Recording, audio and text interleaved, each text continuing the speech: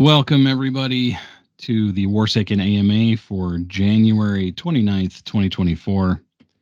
I am very excited to be here and give an update to everyone across all of our different both brands and the two companies and all of the work that we've been doing across both of them. As I mentioned to some of you earlier, Coleman, who is supposed to be here with me today, is actively involved in rescuing some people. Probably he's on a call. As you know, he's a fireman, so hopefully he'll be able to join us later. And if he doesn't, I'll go ahead and cover the topics that he was originally going to cover anyway. Again, I want to just thank everybody for taking the time to be here. I know that this is late for some folks, it's early for others. We just want to acknowledge and appreciate everybody who is taking time out of their day to be with us today.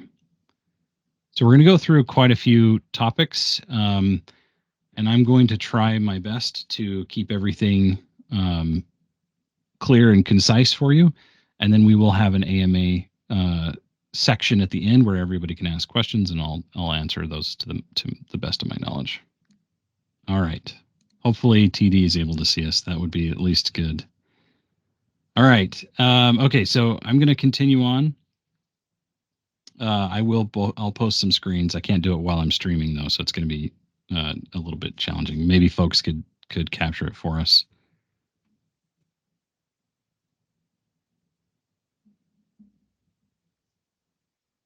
TD can't see me. Okay. Sektrov, you're able to see? Okay. Sweet. So sounds like that's a good place to go catch it.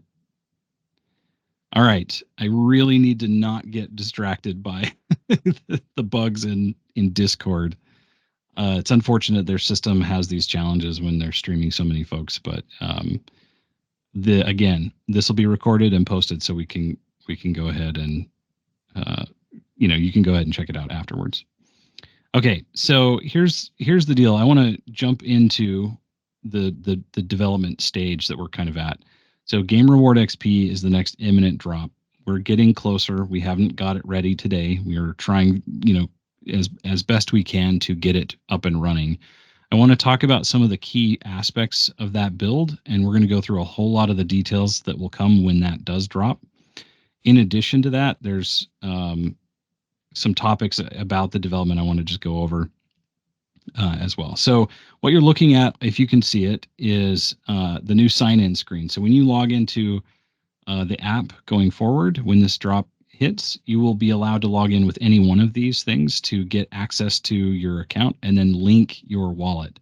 So this is a critical aspect to track all of the game XP, as well as the stats on your games, as well as holding all of the deck information. We've migrated to a new server for this particular functionality.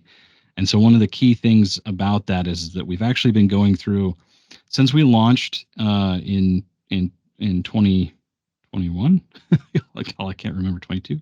I can't remember what year it was. December 21, I think. We've had everything in the code base has been based on wax, with the full and only intent to be on wax as we developed. And that decision initially was not a big deal, but as we've continued to grow, it's been something we've talked about on multiple occasions, how we need to kind of go back and re-architect some of the way that we're loading cards and assets into the system and storing that data so that we can make sure that we're not really storing data that's specific to the blockchain. So we look at the things that are in the blockchain right now, and we only use that data.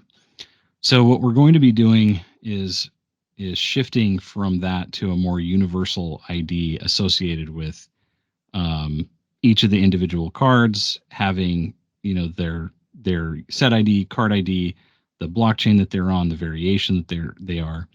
And this abstraction now allows us to do more with the subscription model for people who never ever want to get into the NFT space or have any interest in crypto. And it also allows us to expand onto other blockchains in the future. We're not making any announcements about that. I just want to call it out that that's something that we'll be able to do after this release. So that refactor has been a major slowdown in the development process. It's been one of the major reasons that we've been slower than I would like to be in our development on the Game Reward XP. So when you go to sign in, you're going to be met with this interface. One of the things that you'll be able to do at that point is then once you're logged in, you can actually link multiple accounts. So you could log in with Discord, you could log in with Twitch, you could log in with your Microsoft account, and then obviously link your wallet, whether it's a Wax Cloud wallet or an Anchor wallet. There will be in the future. This is where the Warsaken wallet will be appearing. You'll be able to create your Warsaken wallet here if you would like one. That would be because you don't have interest in using any of the other blockchain wallets.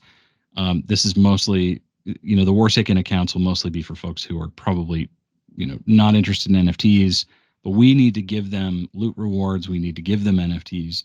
And so if they're not interested in it, we want to make sure that they basically don't have to worry about signing all their transactions and stuff. So we're trying to grease the wheels on this for folks that are trying to onboard from outside the blockchain. But because you'll be able to sort of have this list of authentication services you can link, once you've signed in with one of them and you've linked the other ones and they're all together with the same email address, those will mean that you can sign in with any one of them in the future, and it will always know who you are. That means all of your decks, your friends, your XP that you've earned, the wallet information that we have, all of that stuff will be synchronized, so you don't have to worry about signing in all the time with your blockchain wallet. The system where right now you go and log into the Dex screen and you have to sync to cloud periodically, that's not going to be a screen that exists anymore. A lot of stuff that we sort of required some authentication to validate that you are who you are, this is now going to solve all of that. So instead of signing in first with your blockchain wallet and then subsequently having more data that we have to sort of synchronize between the blockchain and our server, we're going to have you sign in with something you're more familiar with, which will allow a lot of other people to come in from the outside that haven't, experienced this stuff, in the NFT space before, and then they can link their wallet or sign up for a Warsaken wallet. So this is going to be something that's critical for the future as we continue to develop.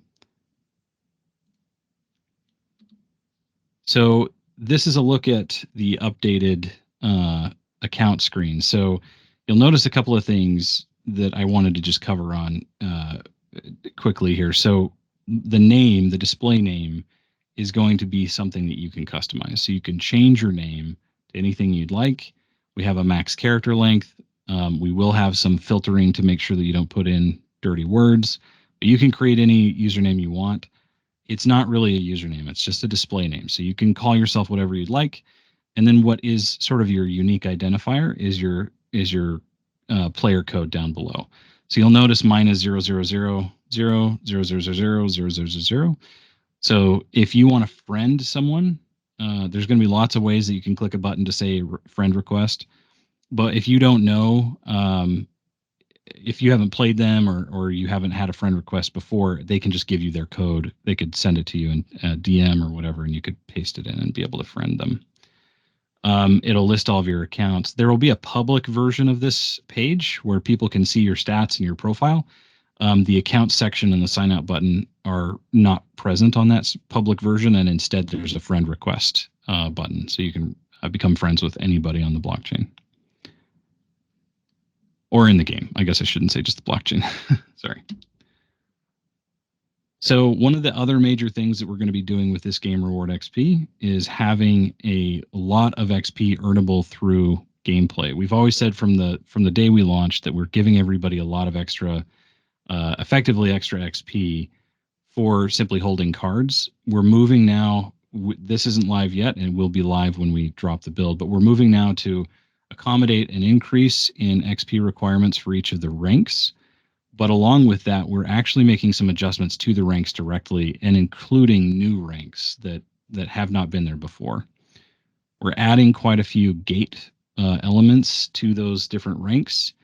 And along with that, there's going to be different payouts. So these payouts are quite a bit higher for some of the existing ranks. So your claim may go up, but the XP required to get there may also go up. And the expectation is that you can earn that through gameplay. And so that's when this will go live, is when the XP game rewards drop build drops. The other thing I want to call out here is that the Battle Pass members, people who have the Battle Pass, which will be purchasable in the store when this drops, those folks will be not required to meet the various rank requirements for each of the ranks up until Lieutenant Commander, which is the hacked leader. So they will have to have a hacked leader if they want to get to that next level. But all of the previous levels, they are not required to have all of those ranks. And so those folks who have NFTs to fill those requirements, no big deal. If you don't have those and you still have NFTs, you can also buy the subscription, and that will facilitate not needing to have all of those NFTs to meet that requirement. The benefits of obviously having both are that you kind of get more XP, and you're still earning your XP, and the subscription will give you some bonus XP, which we'll cover in just a minute. These ranks, so we're adding, I think there's 5 new ranks on this board. So we've made some adjustments to the Lieutenant General rank, and some of the other ranks got adjusted in terms of both the title as well as like what their XP requirements are and their payouts. But with the introduction of some of these new ones, you'll notice that some of the gates, Lieutenant Commander, you're going to need to have a hacked leader. Commander, you'll need to have a Smoke Noir leader. Lieutenant Colonel, you'll need a 24 karat gold leader. This is effectively the existing gold leader level. And then to get to Colonel, you'll need a Thermal Ash leader. And then the top ranks are kind of unchanged in terms of their requirements besides XP. The other thing I want to mention is that none of the rank requirements are going to require matching leaders anymore. So we're removing the necessity for matching leaders. So that's been something we've held to as a staple from the get-go. But one of the things that's been challenging with that is that it's frustrating for new folks to find that out. It's frustrating for them to go and hunt down the particular one. And with these added layers of new ranks, what we've decided is to try and make it simple for people, especially new folks, to just understand they just need a hacked leader. If it's a leader card and it's a hacked, you can hit your Lieutenant Commander rank. So along with that, I just want to call out that owners, tenants, and decadent leaders have no change in terms of their daily loot claims. So they're not going up or down. They're just staying the same. So there isn't a shift there. And these new claims, like I mentioned, most of them are higher than the previous version of those claims, but they do technically require more XP to get to some of those ranks. Again, this is because we want people to play the game. We've been excited to have this as a aspect of the game for people to be able to earn, XP from all of the games that they've been playing. I know that there's going to be questions on this slide, so take a moment, take a screenshot of this if you want, so you can repost it, look at it, and ask specific questions. And we'll come back to it if we have any other questions. But basically, the rank table, if you can't see it currently, I know some of the folks are moved over to Sektorov's stream just so that they can see if they can't see here. There are quite a few, like I said, there's quite a few new ranks, a lot of XP changes for those ranks, and gate cards such as having enough premium cards all the way up to 40 in the case of Star Rank S2, and then starting to have like things like camo, Hex Tech, Night Vision, and quantities of those, not just a couple. Perfect. Thanks for posting that. War never changes. Okay, I'm going to move on. I know there's going to be questions about this. We will come back and I'll answer questions specifically about this slide. I'm sure that the audience will have quite a few questions about this particular slide. The other thing I want to bring up is that we are going to make some adjustments to rank stacking. So we want people to have a better sense of how they can take control over their stacking of ranks.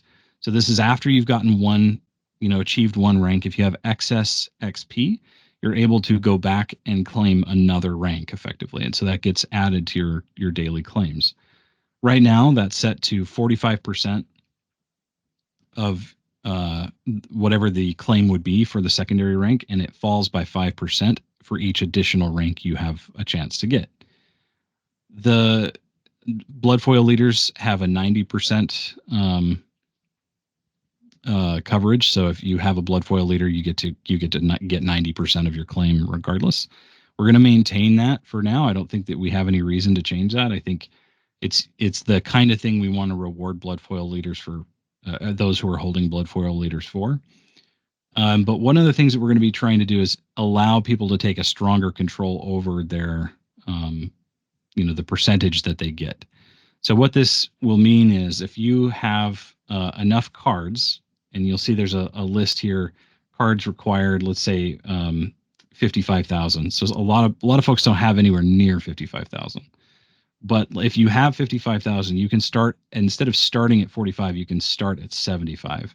And then the ranks will reduce by 5%.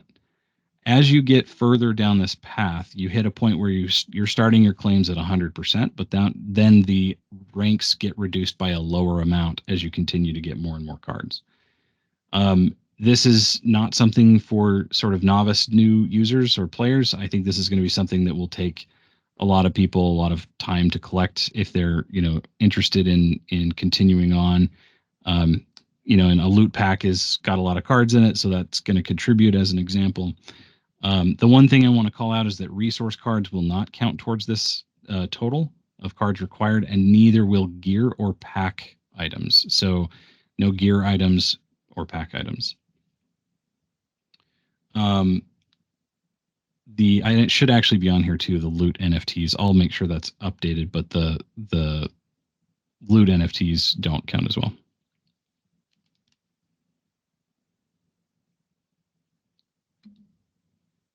All right, I want to talk about the Warpath.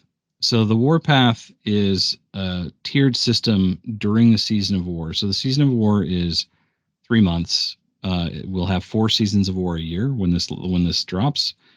And when you start the season of war, you're going to be earning game XP as you go through each of the games that you play. For each of the milestones that you can hit, and we have them laid out here, when you hit a certain amount of XP through gameplay, the milestone will offer you a reward. So one of the rewards will be that you can maybe earn some wheel spins, you might get some loot, you may earn some specific NFTs that are designed to match the Warlord as an example. And you can get a bonus amount of XP. So if you get the bonus percentage, that's like, let's say you hit a milestone where you've hit 2 million XP, you'll get 20% bonus XP from that point forward towards your total for the season. The other thing about this is that you'll notice there are 2 columns here effectively of things everyone gets, versus what you get if you have the battle pass. So if you have the battle pass, you're going to get additional amounts of XP awarded to you for hitting these milestones. So once you hit a milestone, you're going to get a bonus amount of XP. And then the key thing here, I think the thing that's the most exciting about this is the boss fights. So as you hit these milestones, you're going to be given a chance to fight the Warpath boss, so the Warpath Warlord, and that will be a designed leader specifically for each of the seasons of war. So there will be 4 of those per year.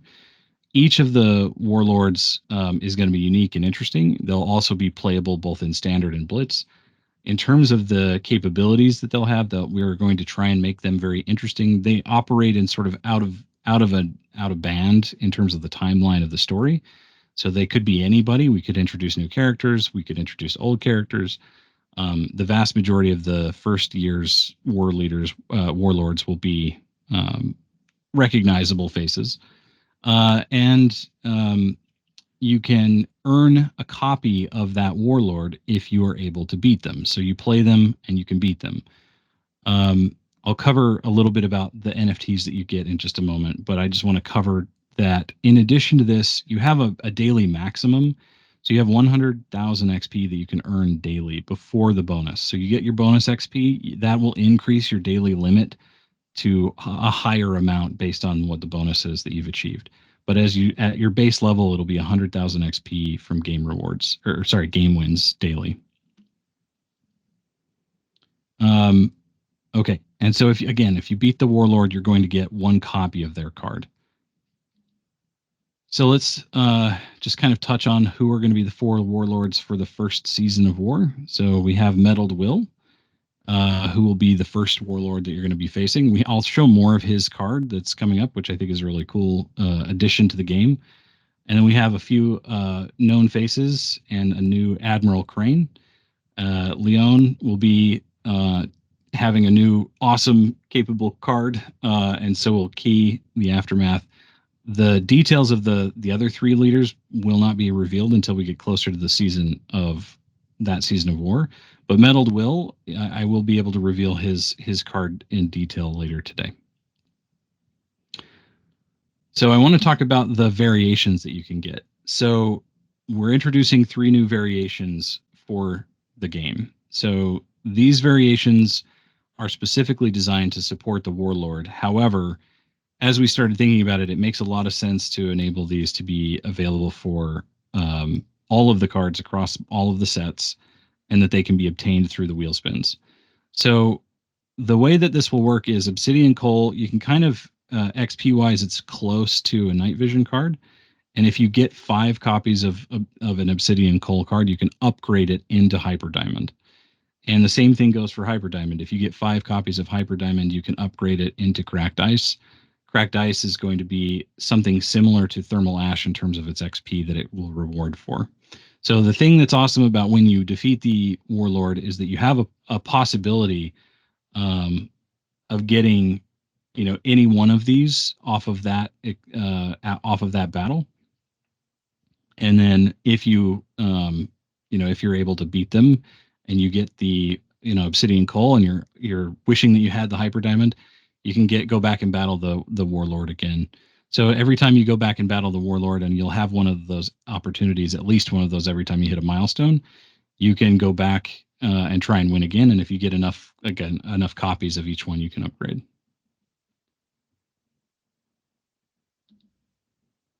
Along with that, I want to announce that we're going to have a bunch of new gear that's going to be dropping with this update. So there's a whole bunch of things to reveal. I don't have all of them here. I just want to call out that we have a brand new album of tracks, most of which have come from New and X, one of our awesome members who did a ton of heavy metal tracks for us. So those will be available in the game. The infamous Pink Tutu sleeve will be available, as well as some additional sleeves, game mats, and then the leader taunts. I'm hopeful that we'll get those in this build. I believe that they will be something we can get done. It kind of depends on how the chips land. The the hope is that we'll have the ability for leader taunts to be available too. So when you're playing with a leader, the leader will have a button on them that you can click to taunt, and it will be able to select from a list of taunt NFTs you have in your wallet. Again, these are not active yet on the they're not active yet on the wheel spins, so just keep that in mind.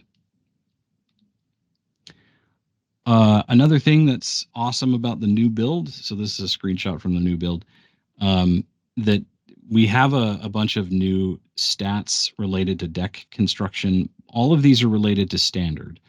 There's a couple of reasons that this is important. Number one, obviously, standard is coming, and when we get there, we know people are going to want to have tools like this to kind of evaluate their decks. Things like being able to get a sense of the cost timer distribution, but also the resource costs. Both of those have not been available at the same time in the current build. The resource alignment, so what you're producing versus what your cards are using, and then sort of how your forces are scattering on the plot here in terms of their strength. So the higher and further the plot is from the bottom corner, the stronger that force is overall. And so it gives you a sense of how big and powerful your deck is. The other thing is we've got these tag clouds. I know that tag clouds are kind of not always as useful, but I think this is super helpful to get a sense quickly when you're looking at your deck or someone else's deck that they may have shared with you, to be able to see kind of that, hey, there's a lot of army tanks. Like this is a heavy army tank, and it's clearly using blitz. There's a bit of stealth. So those are some key things you can immediately take away from without even having to look at the cards. And I think this is a very useful way of understanding sort of the information about your deck. The other thing that we're going to be doing is we're going to have leaderboards, obviously, and I've shared screenshots of kind of what that looks like in the past. The main thing here is that we're combining a bunch of information into creating a season gamer score. So each season of war, you will have a gamer score that you're building as you play. This is a combination of your XP as well as the number of wins and losses that you've had, as well as the total number of games that you've been playing. So this gamer score is going to be how we rank the top players, and I think it'll be very awesome for folks who have really powerful decks with a ton of XP in them to be able to make that a major part of how they're getting their score up. But also, you can see it's heavily weighted towards full game wins. You really need to finish the full game. You need to win it, and if you do, and you don't lose as often, you're going to be seeing a much higher overall score. I think this is a good balance between sort of like just having people being able to buy their way to the top, so to speak, versus people who are truly playing their guts out.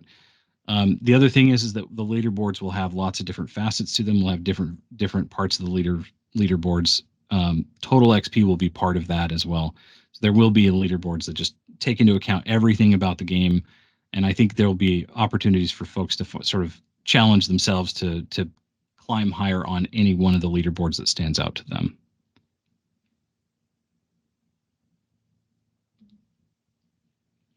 So I want to talk about alliances. So one of the new things that's going to be happening within the game is that you'll be able to create an alliance. And you'll be able to have a number of slots open in your alliance that you can offer to people. And you'll only be able to create an alliance if you have an owner, a tenant, or a homeland card, which I'll talk a little bit about in a minute. And so the UI will look different for you if you don't own one of those. You'll only be able to join. You will not be able to start an alliance. The thing about an alliance is that we're going to have rewards for each of the end of the season. We're going to have rewards for those that are at the top total in alliances across the entire game, and those who have contributed will get rewarded based on their contribution to their alliance. So each alliance will be stack ranked against each other, and the thing that will contribute to that rank is the gamer score. So the total gamer score for each of the games that have been played while you're in that alliance will contribute toward your total score, the alliance's total score. So you'll have your score, and then the alliances will have their total of all players within that alliance. When you are climbing the ladder, there's going to be some really cool, like I said, rewards, but there's also going to be some dynamic categorization of players, or sorry, alliances across the game. So those who are top tier will hopefully be competing against those who are also top tier. And I think I'm just gonna go on to the homeland cards because I think that's the next slide. So the other thing that we're introducing is the ability to be able to create your alliance. We want lots of people to be able to participate in that, but in order to do that, you have to have an owner or a tenant. We're also introducing homeland cards, which are minted to 100. This will be the lowest on the rank list of cards like owners and tenants. These will, similar to a decadent leader, produce 1,000 per day in loot.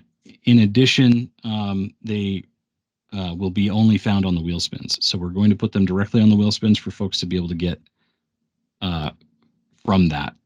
The other thing is that when you are in an alliance, if you've got a homeland card or whatever it may be that you started the alliance with, you will be allowed to rent your decks directly to your alliance, and they will get at least you'll get at least a 50% cut of their XP.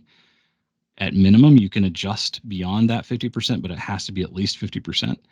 And so they will get 50% less rewards for using your XP, but you will get their XP converted into an amount of loot that will be added to your claims. So every time they are using your deck and win, you'll have a visible total from all of the people who are renting your decks showing up in your claim list.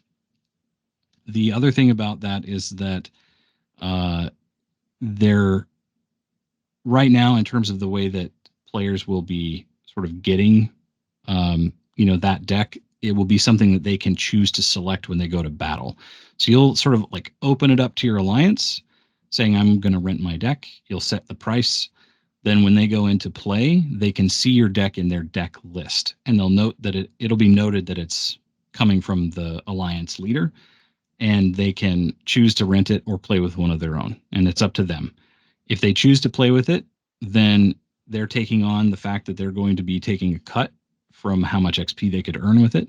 But ideally, they're doing it because they're getting better cards than what they have themselves. And maybe it's even a better deck in terms of gameplay. Game XP rewards, will obviously be where all of the calculations are based on Blitz for all of the details that we're sharing, and understand that standard, when it comes out, will be 5 times the rewards for standard games as opposed to the Blitz numbers. So it'll be just a straight 5x. It's possible that might get adjusted based on the final numbers when we find out more, but as we get closer to standard. But I think that's the base that we're taking right now. So the other thing that's going to be powerful about all of the owners, tenants, and homeland cards is that they're going to be able to craft a resource card every 72 hours. So you can log into the app to each of your owners, tenants, or homeland cards, and you can go in and hit craft, and you can generate a resource based on what that resource can produce. So some territories can produce only one type of resource. Some territories can produce 3 of the same kind of resource, and some territories can produce multiple kinds of resources. So if it can produce, let's say, for example, Horde of Resources, which can produce 3 generic per turn, you will be allowed to craft a generic resource every 72 hours. You won't be able to craft 3. You'll only be allowed to craft 1. But for something like biofuel, I can't remember the name of that card off the top of my head. Biofuel farms. Oh man, I'm forgetting it. Someone correct me in the chat. There, it produces both food and fuel. So you'll be able to craft either a food or a fuel when it comes to the resource crafting, if you happen to have that card in owner, tenant, or homeland. And then the way that this will work is you can take five resources that are the same type, and you can upgrade them 1 level. So all of the resources that have been distributed in packs for quite a while, biofuel research farms, thank you very much. All of the resources that have been in packs for a while, which are full art resources, can be upgraded when this build drops, and they will be upgrading into 1 single homeland level resource card. You can then take 5 of those same resources from that same homeland level and upgrade them into 1 tenant resource card of the same type. And once you upgrade 5 tenant level of the same resource type, you will get an owner level. So you can either upgrade or craft your way to having 1 of each at the owner level, where you have 1 generic, 1 food, 1 power, 1 fuel, and 1 equipment. And once you have all 5 of those can be upgraded into a 200,000 loot NFT, which you could either, you can do whatever you'd like with, obviously, either post it on Atomic Hub or redeem it for the actual loot. So it'll be turned into an NFT. So this is the strategy for crafting, and as it continues, we're expecting to see this will kind of facilitate some trading. We know that people won't always have the same resources that they need. So we're excited to see some folks engaging in that way. I'm going to switch gears a little bit and talk about merch. So we talked about merch over a year ago being something that we wanted to do. It's been something that's been incredibly difficult to get squared away. And we have found some great solutions recently that we were able to leverage to start moving the needle on that. So this is a shot of a variety of products that is only a fraction of what we will have in the store, and we'll continue to add more. You've probably seen me dropping a few, caps of some of these items into general chat. There is going to be men's clothing, women's clothing, kids' clothing, hats, shoes, jackets, hoodies, and T-shirts. And in addition to that, there's also going to be other merch. So we have things like duffel bags, patches that you can get, flags, um, and posters, as well as mugs. We have some water bottles as well, and buttons, and a bunch of really awesome things. That jewelry is fantastic, by the way. Um, we we we partnered with a lot of different companies to make this work. So we have the store. I've personally sampled most of everything off of the store, and I'm pretty pleased with the quality that I'm seeing in certain items. We've ditched things that didn't work, and we've gotten to a place where we're pretty happy about everything. Um, the other thing is that you'll notice there's a gift card there in the corner. So the other thing you can do is you can buy gift cards for folks that you know that like Warsaken. You can have them, take a look at what's there. The other thing that we're offering, I know I'll give an update on the Kickstarter boxes pretty soon. That's something towards the end of the presentation I want to cover. But the other thing that we're going to be offering are things like battle decks. So you'll have a box where you have 2 decks and all the resources required to be able to play. We have Lockwood versus Zoff. Also, Holt versus Sawyer will be live. In addition to that, you can just outright buy the Cabal cards if you're interested in trying. If you missed out on the Kickstarter and you don't want to wait for it, you could go ahead and get the particular Cabal cards. They come in a little bit higher quantity than what comes with the original box as well. You'll notice we have game mats, including the Cabal game mat, so you can play the Cabal directly, and then counters. The counters do take a little while to get here, so just FYI, they take some time to arrive, depending on where you're located. But there's a production time on those that takes a little bit. And then lastly on this, I want to just call out that we have booster packs. So booster packs with Warsaken cards in them will be available for people to purchase. Those booster packs will contain 18 cards. They're really good for draft, and so they're sold in bundles of 3. So each one will be a package of 3 different packs that you'll get.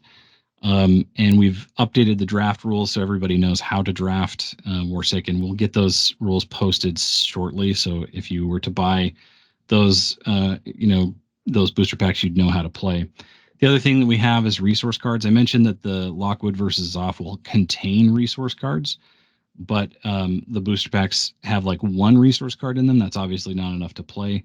So the way that I would recommend this is either you want to get the resource cards because you want to try out the draft. There's a resource card box, or you could get one of the pre-made decks with the battle decks, like the Lockwood versus Off, which has basically 10 resources of each type in it. So you can go ahead and buy one of those and then some boosters so you can draft and play and have lots of fun. One of the most important factors about what we're doing is kind of flipping the script on card games. So traditionally, if you wanted to go pick up cards, you would have to go buy booster packs like I just talked about for ours. The cards that are available, however, we're going to make almost every card in the game available directly. So you can buy just the cards you care about to build just your deck. And you can add them in whatever quantity you want, including as small as 1. We have already got Volkov's Escape, Genesis of Conflict, and Set 2 Savage Escalation available for people to be able to buy in this on-demand cards store. The other thing I want to call out is that you won't be able to get Infinite Leaders, G-Forces, Tyrant Leaders, or Loot Leaders from this. This is the only way to get those is from the booster packs. The booster packs also have a chance at getting the Cracked Ice, an entire pack of Cracked Ice, and I'll post some pictures of what that looks like shortly. But they look beautiful, and every card is foil, so you're going to get a nice metallic foil base for your card. They're going to look great when you get them. The other thing that's I guess kind of important here is just the fact that we're doing a deal on these. So If you order 50, you're going to get 50% off. We're calling that 50 for 50. So if you order 50 cards or more, you can get 50% off, which means if you buy a deck, you'll be able to get that for half the listed price. So each card is 99 cents a piece, but they drop to 50 cents a piece for each of the cards, including rank 4s or rank 1s. It doesn't matter which ones you want. Um, and these are on demand made, so they're going to be available for folks to be able to play as soon as I get through all of this presentation. The other thing that this is going to enable is this new button that will be on the new build. So this is a screenshot from the new build. So if you have a deck that you think is ready to play, you can hit buy on demand prints. If you've used a G-Force or an Infinite Leader, it will swap those for the base version of that same card, but it will add all of those to the cart directly for you with one button. So you can build your deck in Deck Builder, enjoy the ability to sort of analyze the standard, using all those new charts and stuff that you I showed earlier. So you can make a really great deck, feel confident in what you want to order, and then buy them all at once. Hey, Coleman made it. Welcome, Coleman. You're muted, by the way. I am here, yes. I endorse everything you said up to this point. So sorry I couldn't be here from the beginning. Had an emergency come up, but ready for more. Sweet. It's great. The other thing I wanted to bring up, so I mentioned the warlord leaders. So when you beat a warlord, you're going to get an NFT. The other thing we're going to give you is another NFT that you can redeem for a code. That code can be used in the shop, and it will discount the price on this card, which you can see is listed right now at $499.99. We do not expect people to buy that at that price. We're pricing it hopefully out of the range of anybody. We will sell it to you at that price, but I just want to point out that we don't expect anyone to. But what is awesome about this is that if you beat a warlord, you'll get a code you can use in the shop to discount this card down to $4.99. So it brings it so that you can actually buy one. It will only work for one card. So for each warlord you get that's an NFT, you should be able to go and purchase, if you would like, the physical card as well, which I think is a pretty cool connection between the two systems. So the other thing to announce, and this is, I think, the big part, is that this is live right now. So you can go and buy cards, you can go and buy shirts, you can go and buy leggings, get that mug you always wanted with the Warsaken logo on it right now at shop.warsaken.com. For now, it is only available in the US for this initial launch. We are working to see what we can do to get it expanded out to other markets as soon as possible. It is just something important to understand that we have a lot of steps to take in order to get into a position where we can sell these products to other places around the world. The other thing is there will be, I'm sure, some folks within the Legion who are willing to help folks who are outside the U.S. Get copies from within the U.S. So I'm sure that we can sort of work out some details for some folks if you can find somebody in the Legion who's interested in getting those shipped across the way. The other thing that we're announcing is that the existing digital packs for the NFTs, the Savage Escalation packs that you see in the Wax store, are available here as well. So if you want to, you can purchase those for US dollars. They're currently on sale, sort of as a celebration for the shop launching. And so if you go in there, you can purchase a number of packs. We have booster packs. I think they're $1.99 or $2.99. I can't remember. The elite packs are $14.99, and all you have to do is put in your Wax wallet at the top, add to cart however many you'd like, and purchase. The only other thing to call out here is that because this is allowing people to purchase with credit cards, we do have to wait a little bit to make sure that the transactions don't look fraudulent. There is a certain amount of wait time involved in that, and so these may not get fulfilled in up to 12 hours. Usually they're pretty close to instant, but just want to call that out. So if you purchase them here, just know that it may take a little while. The one thing that's kind of awesome, though, is that these have all been pre-minted to an account to service these orders. So actually, these packs are already minted. So what that means is they were just minted in that order. The orders will be fulfilled in the order mint order.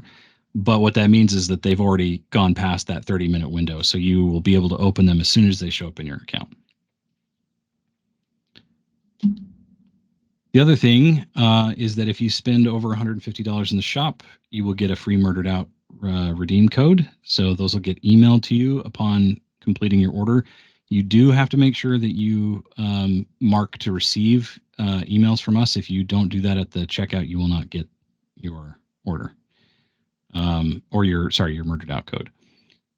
We have plenty of these codes from set 1, and then we will also have codes from set 2 at some point in the future, which will facilitate Murdered Out continuing to be a merch specific card.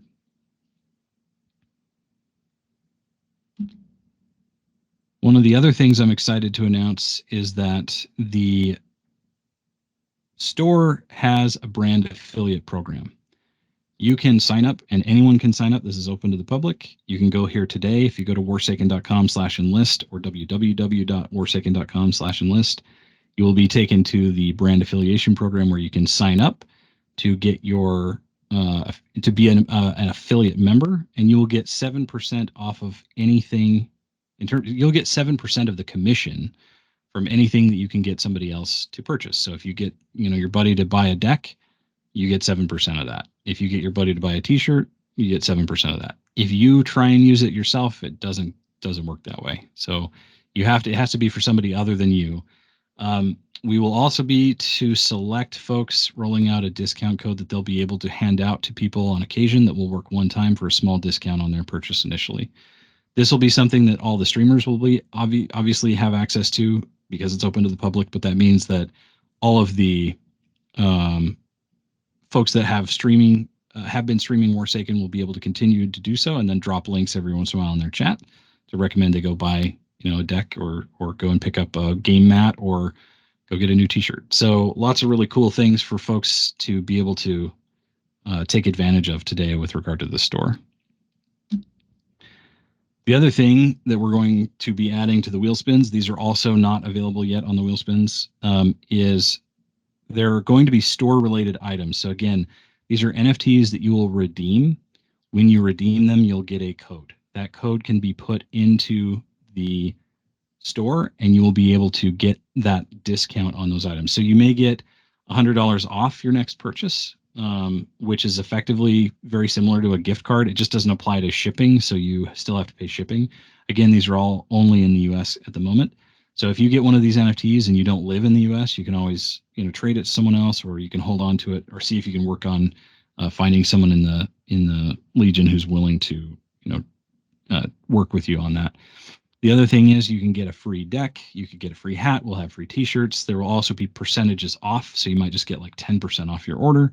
So these are really great cards that I'm excited for everybody to be able to get off the wheel spins, because this is, in a lot of ways, this is what I have been hoping for, as sort of like the closing the loop around the loyalty program that is Loot. So Loot, you get rewarded for playing, for having a larger collection. You earn this loot. You can spend it in lots of different ways.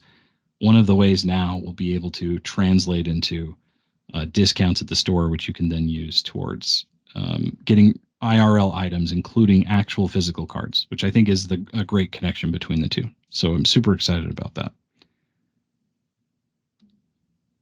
Another thing we're announcing, so ChatGPT announced that they have their store live. We are live in the store, so you can go and use, if you have a ChatGPT account, you can access the custom GPT for Warsaken AI. You can also just directly jump there by warsaken.ai.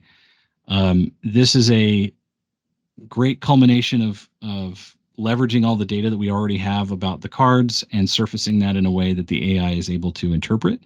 And so you can see in this example, I asked it, can I use Mark Rockwell to pick off Roman's prototype in standard? And its response was, yes, General. Corporal Mark Rockwell can use his pick-off ability to eliminate Roman's prototype in a battle scenario, as both forces have stealth, allowing them to engage each other. Over and out. So its wording is fantastic. It tries to come up with the best way that it can articulate the answers. I will say, in most I would say 90% of the cases it's accurate. Some of these fringe cases, there have been some minor discrepancies. We're working through each of those as best we can to try and add the clarity to it in terms of the context it gets back and the data that it gets when it's responding to a question. So we think that that'll get better and more sharp over time. The other thing is, this is this is our initial take at providing an AI. There are going to be lots of AI related features we plan to incorporate throughout the product. One of which would be evaluate my deck and have it sort of look at the cards that are associated with your deck and evaluate it based on what it knows. There's quite a bit of more work to do to make that kind of scenario viable, but like we're researching on ways that we can bring that stuff to the AI space for Warsaken. We think that this is going to be a key aspect of where we head in the future. So we're not missing the mark on AI and its injection in terms of its capability. The other thing, Yeah, like you said about the store, Brandon, the AI, all of this is just bringing together. I mean, the roadmap has gone back years that we've been working towards all these things. So it's really exciting to see all of these details we've been building to interact and interweave, and obviously as we go on, we're just going to see more and more of that. absolutely, absolutely. Um, One of the other things that we're working on is the next major set. So here's a few pieces of art. Just wanted everybody to kind of get a sense that we are progressing continually. So we expect this to come in late 2024 or early 2025, somewhat depending on how the loot packs are used or not, and how many more extra months we have of those. I think we like to coincide the drop of these sets with those particular packs because that's we don't want too much time to go between when we're out of one set's packs and starting a new set of packs. But we have some amazing new pieces here, and we're excited about all of the cards that are in the new set and the story advancing and all the lore. Everything that we've been doing in this is continuing to develop the Warsaken brand, and we're excited about where it's heading. You can see also just some of the caliber of work that has been continuing to get just a little bit better. Set one was amazing. Set two really stepped it up. Set three is, well, this is set four. Technically, this is set four. Is just tightening the screws just a little bit more, and it's a very exciting time to continue to develop all these cards, especially now knowing that we can drop those on the on-demand site and people can immediately start ordering them as well. Who's that walking in the middle of the bottom row there? You want to talk, give any So spoilers you can, there? Or you're just going to let people interpret that? yeah, that's Sienna. So Sienna, from a story perspective, Sienna has been playing her cards right. She's been moving more and more towards uh, ousting folks and becoming one of the things that's going to happen in this new set from a story perspective is that she helped Adam Zoff oust Volkov, and now she's convinced Adam to push for her nation to be fully incorporated into Tryon Vice. They've always had good relations, and it's been something that she thought she would be able to position them for, and she did. And then as soon as it was concluded, she flipped the script on him, and she is running for election. And so she becomes elected as the most popular leader that is known inside the Warsaken universe. And you can see the card right next to the one where she's walking is her taking the stage to announce that she's, take the congratulatory "I won" and give a speech. So really cool storyline advancements. You'll also notice, I don't know if you can see Agent Zara Zavai there in the top up above that, in the kind of in the middle, and lurking behind her is a hooded Victor. She is connected with him and is working with him now. So it's a really cool new set of storyline. We have new leaders, such as the commander in the top corner there, and we have new aspects across the board for the story to continue to advance. So lots of really cool new things to come. I love it. I'm geeking out over here. I know some other people based on the chat, especially Kubos and Renzo, are totally geeking out too. Yeah, it's pretty cool. I'm in their excited own with the special story. ways. I'm excited with the story. There's a lot of story beats, and I think that's the thing that we've loved about the lore and development of the game. Right, as we continue to build the cards, we ground them in lore so that they have more exciting aspects. On the visuals and like what they do. It informs like the functionality of the card, and it's one of our. I think it's one of our strong points in Warsaken. Okay, now for some bad news. And I don't. I have wish I could say this more gently, but unfortunately, we packaged all of the claim codes and we shipped them off to China. And when they arrived, I don't know who or when or how, but basically the box was set in a place where it was exposed. The box had gotten damaged, and that one of the boxes had gotten damaged, and then it was exposed to water, and it completely destroyed a whole stack of codes. One of the problems with that is that we don't know which codes were destroyed, and so we can't simply replace the ones that were messed up, which means we have to completely redo the codes. So all the codes that we sent to China were invalidated, so those codes will no longer work. So if somebody opened them up or they found them in the trash and scratched off and entered the code, it would do nothing. But we have generated new codes, and we're in the process right now of reassembling these poster cards. So these were much larger, and that was part of the problem, in my opinion, is that the boxes were fairly heavy. So we're moving to something that's basically the size of a trading card, and it will have the instructions on one side and the code on the back, and it will be a much simpler, faster item to not only arrive but arrive safely. We're going to take extra levels of precaution to pad and care for this package. Obviously, we should have done a better job, in my opinion, when we sent these initially. Um, as an example, it cost us $400 to ship these codes, just to ship these codes to China, and to have them completely destroyed. We have to start over. It's incredibly disheartening. That wasn't even including the cost of making printing these here. So it's really frustrating. And this is an announcement that I wish I didn't have to make, but we're going to have to take a little bit longer for the boxes.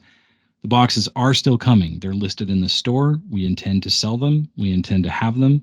They are a fantastic deal. Obviously, China is, from a production cost perspective, much lower than the on-demand cards that are being made here in the States. So the cards that are being made here in the States, which will match nicely with the cards in China, are significantly more expensive. But the difference is with the physical box, you buy the whole set and you get a much better deal collectively. If you had to buy all of the cards in the set using the on-demand printer that we've selected in the US, it would be closer to like $700 or $800 for the full box. That wouldn't even include the box itself. So at Plus, there's some cards you can't buy straight up. There's some yeah, special exactly. Yeah, cards in the set the you can't tyrants, even the buy. loot leaders, you can't get those unless you buy the packs and kind of get lucky. And you're gonna have to, like I said, just actually get lucky when you buy those packs. The one cool thing about the packs, like I mentioned before, is that we're gonna have the cracked ice edition. Um, there was I want to just call this out. There was an intent to call that variation Zenith Prism. Upon doing some research, we uncovered that legally that would be crossing some trademarks, so we decided not to do that. So the product is now being called Cracked Ice, which actually is, I think, kind of cool anyway.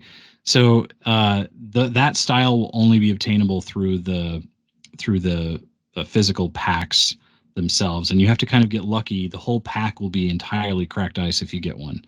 Um, so yeah, unfortunate news on the Kickstarter boxes. I wish I had something better to say there.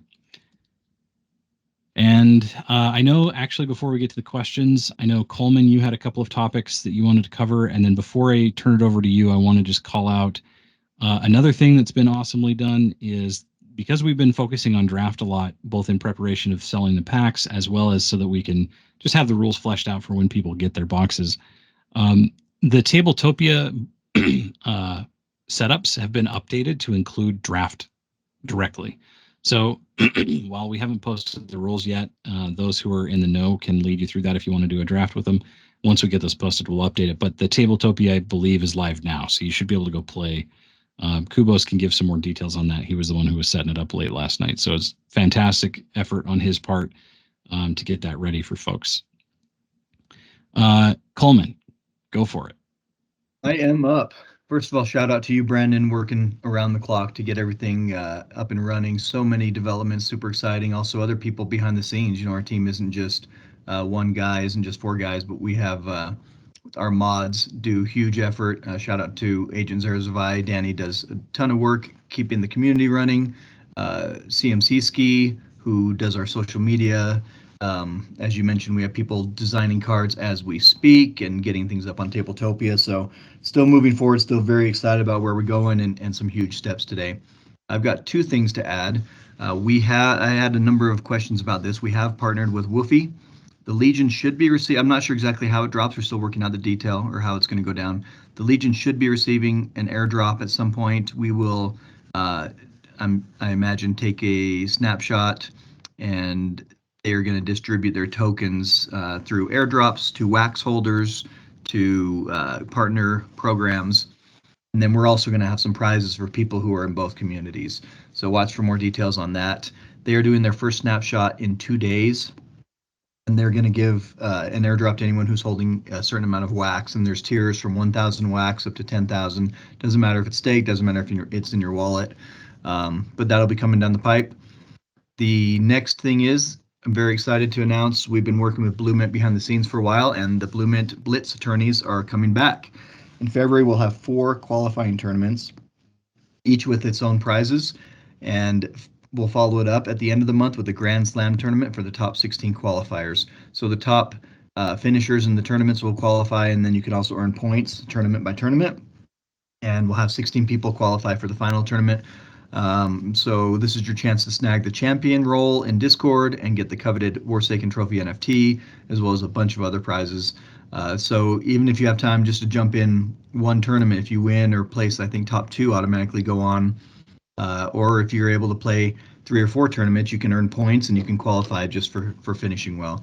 Very excited about that. Gonna have some great prizes both from us and from Blue Mint provided, and we will get those events posted probably within the next day or so. So watch for those.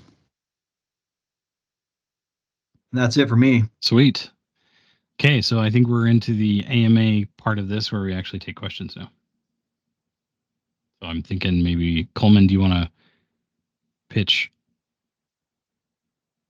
Yeah, I will watch the main chat. I haven't been keeping track of anything that's passed, so if you have any questions, go ahead and post it again. First question I see is any news on standard progress? Do you have any screenshots? I don't have any screenshots. Standard progress is on hold while we finish the game reward XP. And quite frankly, the effort that we've put into refactoring the code to handle things outside of even the Wax blockchain, it's been a huge lift. And it's just been a lot of extra work I didn't anticipate when I was initially talking to the dev team about this. So All right, next question. Sean IOP says date of update. I'm not sure exactly what that refers to. We may have to get more clarification there. The drop. So everything that's in the shop is live now. The game reward XP, we are working diligently to try and drop literally as quickly as we can. I have no dates because as soon as I drop a date, you guys are going to get mad at me if I miss it, and I don't know for sure because the dev team doesn't give me a date. They focus on trying to just get it done. So unfortunately, I don't have any dates. All right. Question. So we need a Smoke Noir leader to climb the staking ranks. It can be any leader. It can be a leader from set 1 or set 2 and does not need to be the same name as the leaders above or below. Correct. Yeah. Can't say that any easier. the removing nice of the removing of the leader matching is like something that I feel like is just required to continue to grow. We need more ranks so more people can have more things to achieve as they move through the ranks, and we don't want to complicate things by requiring the same leader for everything. So yep, just any leader of that variation. Any leader of that variation. Next question, please. I'll ask a question while people are typing. What are you most excited about from this list, Brandon? You went over a lot of new changes. What's the biggest thing that gets you out of bed in the morning on that list? I mean, honestly, the Game Reward XP build is incredibly exciting. I think I've said this before. We have this struggle, which is the wax community is fantastic, but it's just we know that there's a lot of people out there that would love to play Warsaken that are not NFT people, and I want to go and I want to go get them. And I think this build is going to enable a lot of that. Um, by the sheer fact that we're going to have the ability to create a Warsaken account, sign up with something like Discord, and get packs through the store, there's really no reason that you can't onboard someone who's like, an 18-year-old kid who just thinks the game's amazing that found out about it, right? They can sign in with Discord or Twitch. They can then go and get a Warsaken account, and then they can start buying packs directly or get the subscription. I think that's going to enable a lot of capability. I think also being able to trial the game, which will be a part of it, I think will be a huge, huge help. Absolutely. Next question. Are there limited amounts of the cards available on the site to purchase, i.e., 5G, Titans, etc., or is it print on demand? For the physical prints, there's no limit. You can buy as many as you want. Just know that you have to pay for them. And again, like you can't get the G forces, you can't get the loot leaders or the tyrants. Those have to be only obtained through the packs. And we're really expecting most people to play draft with the packs. Like that's how we're selling them, as like a draft pack. But we know that some people want to collect those other cards. The one thing I will note is that the pre-made deck boxes, like the battle decks, those do come with an infinite leader and a G-force for each of the decks, and then again all of the resources necessary to play. So it's, if you're interested in trying to get those and one of those leaders pops out to you or one of the G-forces, it might make sense to get that. But there is no limit on the on-demand prints. All right, next question. Store shipping is currently only in the US. Is the team aiming to open up more countries for shipping? Yes, though I'll be super honest, the priority on it is tricky. Like there's a bunch of, like, we have to establish the ability to do that. There's some countries and some regions that have like other additional requirements beyond just what we've done to sell a product without getting in trouble. And so we don't want to have to we don't want to do that wrong. So we want to make sure we have gone through all the right hoops to make that work. Hopping back to the gate cards and the smoke noir, etc. Question is, if you already have gold leaders but no smoke leader, then you can't claim for the gold leader anymore. Is that correct? That's correct. We've talked about trying to give people an option to hold off on that, but I think we've got these new ranks,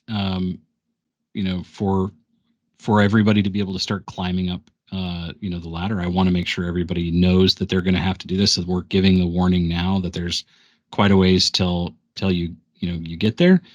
The other thing is a lot of those ranks with the changes that have been made. Take a look at the chart again that was posted in Discord and or the recording. Just know that like a lot of the ranks have shifted around. So what used to be the gold leader rank might not quite be the same rank to you anymore. So it may not be in your own mind this. It may be a slightly different amount that you're getting anyway, even at a lower level. Here you go. All right. If the store is live, can we get Warsaken Store added to the important channel? I'll take that one. Yes, we can. I'll get that added today. So I'll put a link in there. I'm not sure what time it'll go, but I'll definitely get that up today. Next question. To claim with a bloodfoil leader or bloodfoil infinite leader, I must also own a thermal ash leader, just to clarify. Yes. Again, same deal. So we know that we're making these adjustments. Some of these will not always be easy for people to understand or obtain. We would encourage you to just continue to open loot packs and see what you can get, or go and take a look at the secondary market, or work a trade with somebody. All right, moving on. Also another question. Why factor XP to actual skill ranking? Even level skill players will always have defaulted to richer person. That's very anti-skill based system. I'm not sure if I can fully understand that question. So I think I'll just say that we've taken a lot of time to go through all of the ranks, the amount of XP that's required, the benefits of those particular gate cards, and what it means for folks that are holding those. We've done everything deliberately, so feel free to criticize it if you want. I'm sure that some folks will. But those are the changes that we're making, and that's what we're expecting people to be able to understand. And we're giving you as much warning as we can before the build actually goes live. I will add that all of the changes we're making today are things that have been in place, some of them for years, some of them for months, things we've talked about, and some of them are tweaks on what we did in the past. We're going to continue to watch. We'll let you know. We've always been very open about what's coming in the future, even before it's set in stone. So we always try to make sure the Legion's on top of it and can lead stuff. But we, as things, if things make sense with rankings and whatnot, we'll definitely consider as we go how well it's working and if there's any improvements to be made. Yep. Just like we make changes now, we can make changes later. If there's some challenges that people are facing, and it feels like we really made a decision that we need to rethink, we can take a look at it. Here's a question I like. I don't know if you'll be able to answer it. Will it be a wise or a dumb thing to do to be in an alliance with Key? Oh my gosh. I mean, so I just want to call out the warlord version of Key is going to be pretty dope. So I'm not sure. I'm not. It's You'll have to look at that on your own. But I think I would be willing to be in an alliance with Key, one that I started. Yeah, that's where I'm going to. I would alliance up there. Speaking of alliances, can a single person be a leader in multiple alliances if he owns multiple tenants, homelands, owners, etc.? It's not something that we've talked about internally too much. The concept did come up. I think we're focused on just trying to get the initial version of this out. If we do something like that, it'll be something that happens in a subsequent release. All right. Next up, um, question: can you play with a rented out deck if you're the owner of the deck? Uh, yes, you can. The thing though is that when you select it, it's not going to show up as a rented deck for you. So um, it'll just be like your normal. It'll just show up like your normal deck. So you can't use a rented deck if you're the one renting it. You can play with the deck. You just can't. You're not using it as a rented deck. Right. If there are no limit to the number of cards available, doesn't that devalue the physical cards? It's a good question. The factors right now are that we don't have enough players, right? We need more players playing the game. And so right now we're focusing on trying to find the easiest way to get people in to play. Um, I think that that's possible, but I don't think that it's an issue currently. As again, we're just looking at not a whole lot of physical players at the moment, and I think that's where we're trying to grow. We can make adjustments to price points. We can make adjustments to the limit on quantity, and we can take stuff completely out of the store in the future if it's something that makes sense. But right now, we're looking to see what we can do to just grow. And I will say we did talk about that quite a bit. Like there are obviously a lot of options there, and this is what the team decided was the best way to proceed with it. And it may change in the future. You know, if all of a sudden we've got a million players, then it may change the way we sell cards. All right. I know you talked briefly about this, Brandon, but question: what will happen to the things that are redeemable by NFTs for people that don't live in the U.S.? Yeah, so you can get the code if you want, and you can give it to someone else. You could sell the NFT before you redeem the code.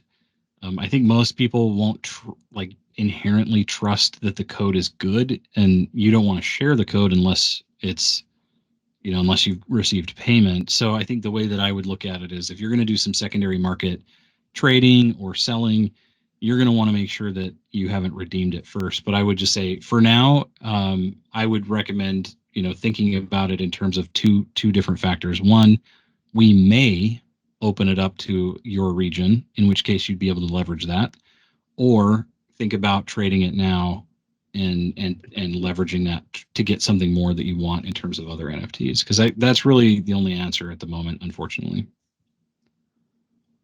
And we do have a great legion. If you do need someone to escrow trades for you, our mods are great people to turn to if they're willing to do that. I would even be willing to help with that. We know it's something that you want to be careful with, and so we could help out with that to a degree.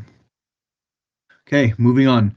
Do owner, tenant, homeland all craft the homeland resource card, or do they create higher versions of the resource card? Sorry, say that question again. Do the owner, tenant, and homeland cards all craft the homeland resource card, or No, do they create higher versions of the resource they card? will mint, they will craft and mint that same level. So if you have an owner, you'll get an owner level resource card. If you have a tenant, you'll get a tenant level resource card. If you have a homeland card, you'll get a homeland level resource card.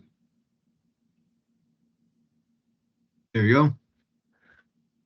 Next question. Other than Woofy, are there other collabs in the works? I'll take that one. We are always talking to people about different levels of collabs. One thing we are going to do for Woofy is create a role, a blue role. It'll be some sort of collab role or an ally role or something. We It's not our priority to do collabs right now.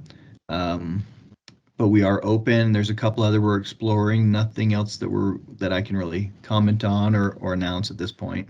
Nothing that I'd call really huge on the horizon. We have said all along that we are open to other blockchains. So that's kind of answering the question, but that's something that we are also considering as we move forward. Yeah. I think with this change, we're able to do that in a way that we really couldn't have had that conversation about in the past.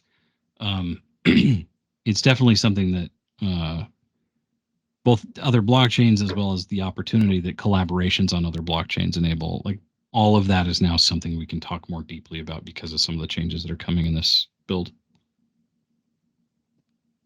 Yeah, exactly. Um, and we've always said that we would never turn our back on supporters anywhere, even if we do add a blockchain, we'll still support or make a way to transition everything we have. So Yeah. always looking Yeah. out for the people We're who not supported leaving us. Wax. We're not leaving unless Wax itself dies somehow. Like someone says, "Hey, we can't." Every all of the validators quit or something. Like, and Wax goes under. And if unless something like that happens, we're always going to be on Wax. What is the expected delivery time for cards and packs in the shop? Oh, that's a good question. So I want to brace everybody a little bit for shipping. So there are some per order costs that are kind of high, and so those get attributed to shipping and handling. Just know that because you're getting custom made cards, there are two major factors. Number one, they're not returnable. So all sales are going to be final on demand cards. And number two, any cards that you mint or you print will have a like depending on where you live in the U.S. it could be about $15 for shipping and handling. So understand that cost is a per order cost. So if you want to load up on more cards, it's better to load up on more cards because they don't really weigh that much and they can almost always fit in the same box. The other thing is booster packs and the boxed sets like the Lockwood versus Zoff or the resource cards or the Cabal cards. All of those you actually get a discount on for per order. So like there's a $4 discount off of each of those when you order those. Okay, next question, and Oh this one has wait, a follow hang up. on. I didn't fully answer that. I Oh, just realized oh, shipping sorry. shipping can be as high as seven days, like 7 business days. But I've seen already the shipments be about 2 to 3, depending on how far away you are from the cards are being manufactured in New York. So if there's any orders that come, if you're closer to New York, it actually will be faster. If you're like us, clear on the other side of the country, it can take a bit longer. Sorry about that. Alrighty. Question with a follow up. In an alliance, I can use the owner's cards, but he gets part of my game XP. Is that true? So you lose at least half of the XP that you would earn, and they get that attributed to them, but not in XP. They actually get it added as a claim quantity of loot. So there will be a translation there. The details on that translation, we're still going to hold back for a little bit. Like there are varying times when we've thought it's like almost 1-to-1, one loot for one XP. There's been times when we've thought that that number should be significantly different, and so we are looking at a more dynamic way of handling that. Then the follow-up question, will that impact my season rewards at the end of the season? Yeah, I mean, you won't earn the XP because you're only going to get like if you'll see it in the game rewards screen when you finish a game. It'll show you all of your total rewards that your total XP that you earned for that game. That will be reduced, and you'll see that it was reduced by whatever the percentage was that the deck renter offered, and that'll be that like that'll Okay. contribute towards your the total amount that you earn after their cut will be what goes towards your game XP. All right, here's another thought and just something to comment on. I believe I don't know if it's exactly a question. So the top ranks seem to get hit the hardest for XP and requirements 2x for Bloodfoil Infinite Leader. Feels like the top holders are being punished more in terms of XP. 2 times versus an additional third more XP for the next ranks. Um, I think we looked at the payout quantities and we felt like that was an appropriate adjustment based on how much all of the whales are getting. I realize that affects the whales, and we appreciate the concern that they have. At the end of the day, we want to make sure that we're balancing the tokenomics and we don't end up with too much loot in any particular person's hands just because the numbers are wrong. So what we feel like is the adjustment we've made is the right adjustment. Yeah, I agree, and we have gone around and around with the team on that. Here's another comment similar along that. No one has 100K cards these days, let alone 500,000. This is crazy. Maybe we can make this table more realistic with increasing requirements, let's say once a season or once a year. We'll make adjustments to the table on the fly, like when it makes sense. So, long story short, we were thinking about the table as sort of like solidifying it one time for now and not having to worry about it for a really long time. We anticipate that there's going to be, years and years of Warsaken, and there's going to be years and years of sets. So, if you do the math, I think that it's not that unreasonable. I know that that's a lot of cards right now, and that perspective is kind of short sighted, but long term, I think we've got a lot of potential for people to have massive quantities in their collection. Exactly. Yeah, it's not about today. We've always looked years into the future, and that's what we're trying to do now. Um, sorry, salty referee, if I missed. I don't know what this comment refers to, so you may have to just ask another question. Um, and the next question. A few comments in here. Okay, here's one. If we can't get exact dates on gameplay rewards and standard release, can we at least get a scale of whether they'll be days, weeks, or months? Sorry, say that one more time. If we can't get exact dates on gameplay rewards and standard release, can we at least get a scale of whether they'll be days or weeks or months? Yeah, so I would say it's not days. I wish it was days for game reward XP. At the moment, I think we're still, we're trying really hard to see what we can do to get it out, within several weeks. I don't want to specify any number. I'm thinking in scale of weeks. I think there's quite a few assets that have to be created on the blockchain by itself. That's kind of a big amount of work that hasn't been done yet. So there are a couple of other factors besides just getting the code done. But yeah, that's the situation. All right, let me rephrase the question. Going back to a previous question, it looks like, why factor XP to gamer score? It's not true skill ladder with XP score factored in. So I went around and around with this with a few folks. There are purists who are like, "Hey, XP should only be or game score should only be based on the games that you win." But the XP and the cards you've collected play a pretty significant role in the reason that you're playing and collecting, right? So we don't want to remove that. It is definitely not as strong in if you look at the equation there, it's significantly reduced compared to the total number of wins that you get. So I think that we've amplified the value of wins, and we've reduced to some degree the impact that just high XP cards have in terms of your gamer score. But I think again, those are for leaderboards and stuff. So I think that's the reason that we factored it in. Still, we don't want to not have it be a contributing element, but we have tried to make sure that it's appropriately balanced. Alrighty. Next question. Are you planning to attend any trading card gaming conventions to promote the game? And follow-up question, or hire YouTube TCG influencers to review it? Yeah, so I I would will. say I'm gonna lead off by saying these are just scratching the surface based on all the discussions we've had about this. Then I'll let you jump in and give the real answer. Yeah, so um, just to go back a little bit in history, when we did the Kickstarter the first time and we had the Kickstarter the second time, we tried desperately to get YouTubers to review it so that we could get the word out. The problem is that most YouTubers that are significant YouTubers will not review a game that is only in Kickstarter form. They require an affiliate link so that they can sell your product on their YouTube channel and get paid to promote your game. It's pretty basic and it makes a lot of sense. Capitalism is what it is. So if the YouTubers out there that would have been having an issue with that in the past, you know, would have said no to us, now they will not. So we can work towards getting the game reviewed by some of those folks and getting it in their hands. We'll probably have to provide them with cards and things like that, so, but that's not a big deal because we can just ship them straight to them. At the end of the day, we have a lot of plans to go to trade shows.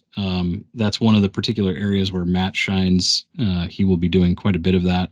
We've already talked to some folks. There's a show in Chicago, I believe in June or July, that we've been invited already to have some space at. I don't know for sure if we'll actually go. We weren't. It was sort of like on the fly. The guy was like, "Why don't you guys come over?" So the idea that we go to a lot of trade shows and we try and build up the momentum is real. We just have to figure out exactly what our strategy is when we go to those shows and make sure we're really clear on our sales pitch. I think part of it is making sure that we have the ability to have all of the ease of onboarding solved. Like I would like to be standing there with like an iPad or something and say, yeah, let me sign you up. Like we get, we get them integrated into the system. They get a Warsaken account. We give them a t-shirt or something while they're there. They get a free pack and like they're on the road to getting deep into the game besides, the physical side. And we're trying to make sure that all of that is sort of solidified before we go too far into pushing in the trade show space. But I think it is definitely something that's on our mind. We talk about it a lot, actually. Yes, we do. I think this week, just as an And other example, and other options just as an like, example, yeah. this week alone, I think I've had 4 separate conversations about trade shows we could be going to, how we want to structure them, what we would do when we're there. So just as I guess last week, and this is Monday, so this was last week, but yeah, just a frame of reference. And in addition to YouTube influencers, we also talked about different affiliate programs and other programs that we could enact to get people to go out as ambassadors. So yeah, across the table, we've been spending a lot of time for years now talking about strategies as we move into that field. All right, we're getting a little backed up on questions. I'm gonna try and push through a few here. Can't you just add an expensive option for shipping internationally? It's Fair, fair question. I super wish it was that simple. Like the system, so we're leveraging Shopify for all of our store system, and in order to even enable some of those things, we have to like have registered in certain countries and have the numbers that we get from those registrations to be able to input to be able to open up certain markets. There's labeling on the physical items that has to be present in order for us to be able to sell in certain places, like for example the CE mark in Europe. We haven't gotten those for each of our products. Like there's a lot of little things we have to do in order to be able to sell something to a specific region. And while I would appreciate the idea of just jacking up the shipping and sending you whatever, I also don't want to get in trouble in any of those particular regions. So we're trying to make sure we do it above board. Good answer. All right, this one's a little bit of a long one.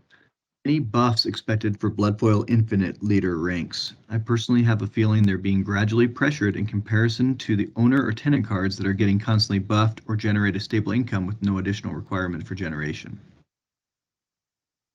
So he feels like the Bloodfoil Infinite leaders are getting buffed more than the owners and tenant cards.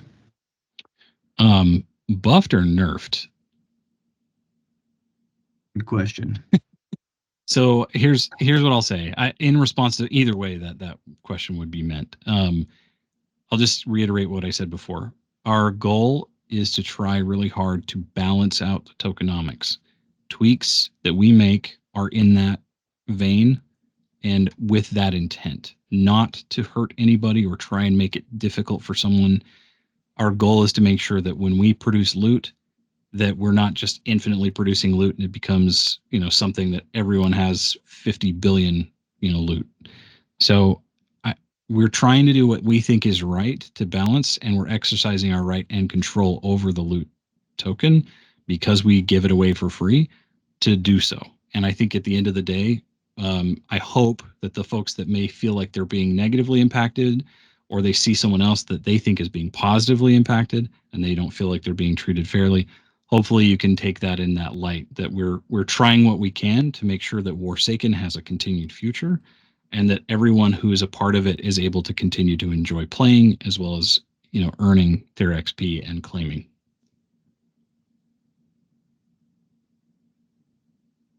Okay. Yeah, I'm gonna leave it at that as well. Next question: is there a time delay on posting the draft sealed table? Someone is not seeing it on Tabletopia. Any tips there? Kubos? No, I think Kubos is going to take it live now. He may have a question for me or something after, but we'll get it live today. Don't worry about it. Okay. Stream question: I may have missed it, but is there going to be an implementation of getting XP for doing multiplayer matches? Really good question. I'm multiplayer matches. Yeah, extra XP for playing more than one opponent. Oh, I mean, the calculations are if you play the same opponent over and over again, you're actually going to get like the second and third and fourth time, you're not even going to hardly get anything if you're playing the same opponent.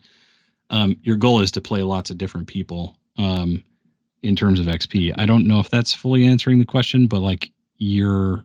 What if you play them at the same time? Is what I think No, what they're asking. there's no Multiplayer bonuses. matches. There's no bonuses for that. Only in that you're going to be playing however many games you want to play. If you finish those games, then you get your rewards for those games, and that they're all thought of as like individual games themselves. They're not. We're not giving any bonuses for playing like 4 people at once, for example. I know Quad would love that, but No, we're talking about sitting down to standard and having 4 people at the table and 4 people in one game. I think is what the question is about. Not so playing multiple games at the same time. yeah, so again, when you're playing one opponent, you're going to get your rewards for that one opponent, regardless of how many other games you may have simultaneously going. And if you're playing, no, same game, one game with multiple people at the table. Yeah, so which is not a feature we yeah, I have was yet. gonna say like that doesn't exist right now, and it's not something that we're going to get in for a while. So I'm not even thinking about it. Let's put it that way. But obviously, Warsaken was designed and capable of playing, multiplayer, and that's what the physical game is great at. Like for now, you can play, 4 or 5 people all at the same time, no big deal. Yep, we'll come back to that in the future when we get to that bridge. Good Trouble offers to help ship, but he has a condition, so you can check his post in chat for anyone overseas who wants to take him up on that. We love you, Good Trouble. Thanks for being here. Question: how many people in an alliance? Yeah, so this is a debated topic internally. um, so it's going to be either 10 or 20. We are not sure which one of those two it will be. It will not be both. It will only be one. There's debate internally for which way it should go. Part of that is due to the fact that the number of players that you're allowed to have might result in empty slots. So I'm kind of leaning towards the smaller number. I'd love actually to get the input of the Legion on that in particular, because I'd be curious what people would say, but not 69, Sean. Sean IOP. Nice try, Sean. All right, next question. So, in order to claim with a Bloodfoil Infinite leader, you need the following cards: Hacked, Smoked, Gold, Thermal, and then the Bloodfoil Infinite. Is that correct? Correct, in leader form, yeah. And it doesn't matter which leader they are, and you just need one for each rank that you expect to be able to obtain. So if you the first rank, you just need one copy. If you think you have, like, let's say you have two Bloodfoil leaders, you would need all of those same things to get up to that same rank, including all of the XP all the way up. And then you'll get a claim based on the chart that I posted earlier. There's been discussion in the chat, and I know you talked about it already, but this is a significant change so that you don't have to match all those up, because it is so much harder, especially when you get to the thermal ashes and places where there's only 10 of them, and who knows how many are still in packs, to get any of those instead of the specific one. I think one of the things is, like, when we first announced that we were doing this, like, originally the matching, like, it got confusing for people, and, like, we try and learn from what we can, right? In this particular case, we think that there's going to be more challenges with additional ranks for people who are new in onboarding. So we're trying to do what we can to make sure that that doesn't cause more confusion. So we're trying to simplify it. Well, because we're adding more complexity in the number of ranks, we're trying to remove some of the complexity by not having to have the matching leaders. All right, we're going back to another question here, and I'm not sure if you want to jump in this again, but I'll read this and we can talk about it.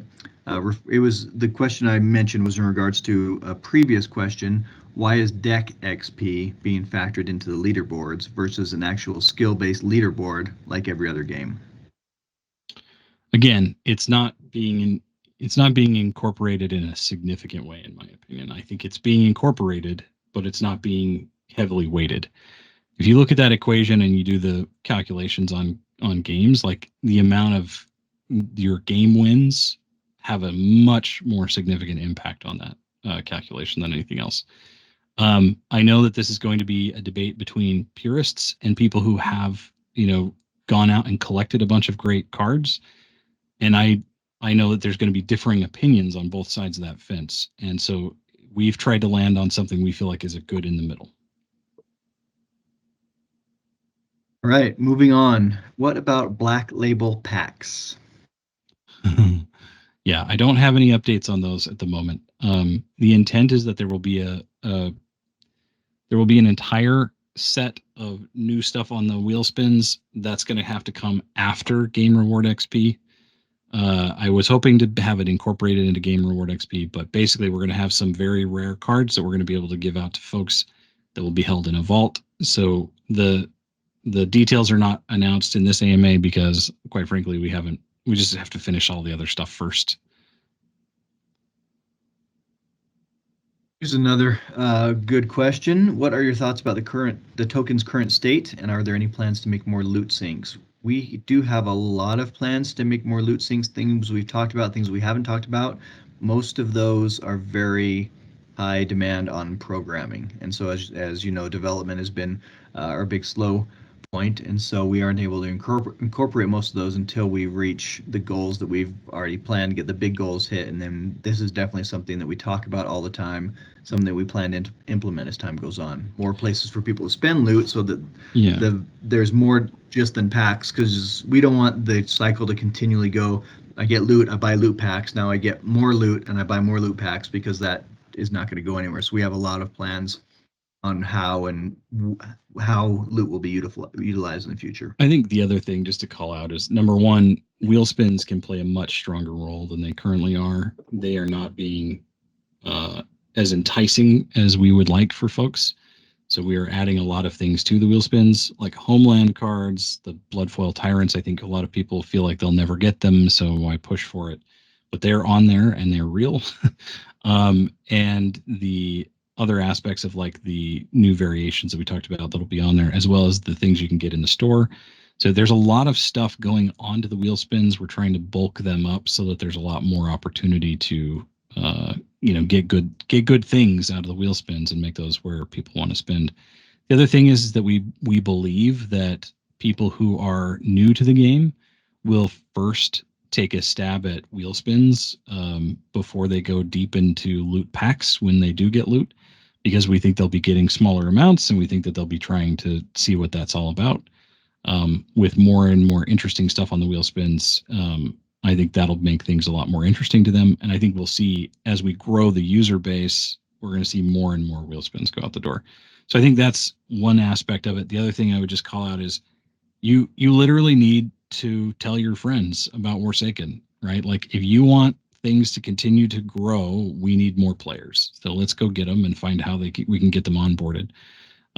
There was a when we first started, one of the original requirements in the ranking, which would I can only imagine the uprising we'd get if we announced this today. But one of the original things we planned on having was a recruiting requirement.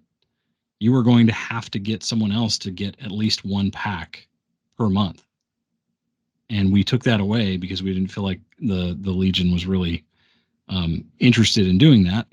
But recruiting is an aspect of the Legion that has not really been pushed on from some folks that definitely have, but there's been a lot of folks who are like, I like Warsaken, I haven't told anybody about it.